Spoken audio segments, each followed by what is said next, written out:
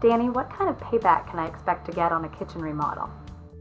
Well, there's really not a definite answer to that one because it all depends on the current real estate market, local property values, and the extent of your remodel. It's important to research all these factors first because you could wind up spending a lot of money on a project that you'll never see a decent return on.